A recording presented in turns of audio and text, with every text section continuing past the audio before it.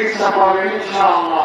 ২৭ জানুয়ারি যশোর ঈদগাহ ময়দানে অনুষ্ঠিত বাংলাদেশ জামায়াতে ইসলামী যশোর জেলা শাখার নির্বাচনী জনসভায় প্রধান অতিথির বক্তব্য দেন দলের আমির ডক্টর শফিকুর রহমান। তিনি বলেন, একটি দল নারীদের ফ্যামিলি কার্ড দেওয়ার কথা বলছে, আবার অন্য দলের পক্ষে ভোট চাইতে গেলে নারীদের সঙ্গে অসৎ আচরণের অভিযোগ রয়েছে। যারা নারীদের নিরাপত্তা দিতে পারে না, তারা ক্ষমতায় গেলে নারীরা নিরাপদ থাকবে না বলে মন্তব্য করেন তিনি। ডক্টর শফিকুর রহমান বলেন, আমরা ১৮ কোটি মানুষের বিজয় চাই। ইনসাফ প্রতিষ্ঠা না হলে সেই বিজয় সম্ভব নয়। গণভোটে হ্যাঁ মানে আজাদি, না মানে গোলামি। জনসভা থেকে যশোরের ৬ আসনের প্রার্থীদের হাতে দাঁড়িপাল্লা প্রতীক তুলে দেন তিনি। পরে সাতক্ষীরা, খুলনা ও বাগেরহাটে জনসভায় যোগ দিতে রওনা হন।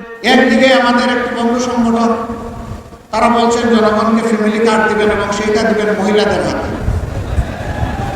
আবার আরেকদিকে এই মহিলারা যখন কোনো একটা দলের পক্ষে আদর্শ বাংলাদেশের পক্ষে ভোটের পক্ষে ভোট চাওয়ার জন্য বের হচ্ছেন, একদিকে ফ্যামিলি কার্ড আর একদিকে মা বোনদের গায়ে হাত।